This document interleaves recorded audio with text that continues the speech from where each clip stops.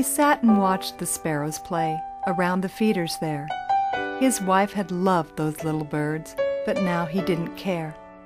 She always kept the feeders full, and birds would flock around, and squirrels would eat the bigger seeds that fell upon the ground.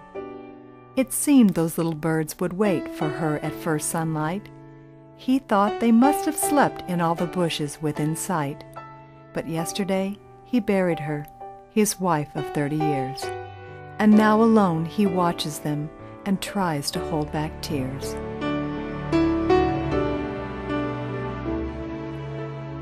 He doesn't want to feed the birds. The feeders have run dry.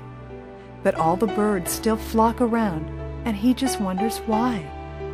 He doesn't want to start with it. He'll surely take them down. He doesn't really care right now if they don't come around. So day by day he sits and stares beyond the feeding place, so far into the distance, in another time and space. And one by one the sparrows leave, but one still comes each day. It's different from the other ones. One wing is colored gray. Then each day, as days went by, the little bird was there. The feeders were all empty, but he didn't seem to care. The sparrow sat upon the perch and seemed to look at him. He sat about an hour, then flew away again. He wondered if that little bird had been her favorite pick, because there was no food for him, but there he still would sit. So he went to the garden shed to try and find some seed. He thought that just a handful was surely all he'd need. He found a bag within a pail that she had always kept. And as he thought about his wife, he just sat there and wept. He thought again she loved those birds, but now they were all gone. Except the little gray-winged one, he was a hanger-on. So every day he took some seed, just enough for one, and watched until the little bird had eaten and was gone. Then he took the extra seed that stayed upon the tray and saved it to use once again for him the following day. He wondered where the bird would go each day when it was fed. It never hung around the bush, it just flew off instead. Then weeks went by, and every day the little bird would come and leave and fly away again the minute he was done.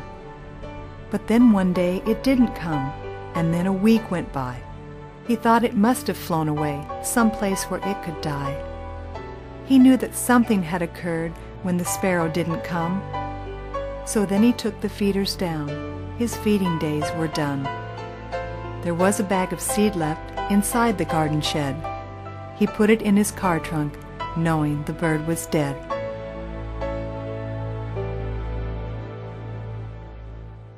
He'd take it to his sister, who had feeders at her place. To throw it in the garbage would seem such a total waste. Then early Sunday morning he arose before the dawn to visit his wife's resting place and manicure the lawn. He always took some flowers and would place them by her stone. He felt she knew that he did not just leave her all alone. It seemed like such a lonely place when he would visit there, and he knew she never liked to be alone somewhere. Then as he parked his car to walk to where his wife did rest, as always fighting back the tears, he tried to do his best. But through his tears he saw the grave, and then he had a thought, remembering the birdseed, and he whispered, "Oh, why not?" He went and got the bag of seed and spread some on her place. And as he did, he hoped his friends would not think it disgrace. But as he did, he thought the birds would also come again, and then his lovely wife would be surrounded by her friends. He thought he'd do this every day. He knew she wouldn't mind. He loved his wife so very much, and she would think this kind. So as he spread the seed about, he knew her friends would come. He would bring the seed to them until his days were done. And then he'd tell his children, when beside her he would lay, to bring the seeds and feed her friends just as he did today. But as he stood and watched for birds behind an old oak tree, his eyes began to tear again at what he now did see. A little bird, the first to come to get some seed that day, a little sparrow, and it had a wing the color gray.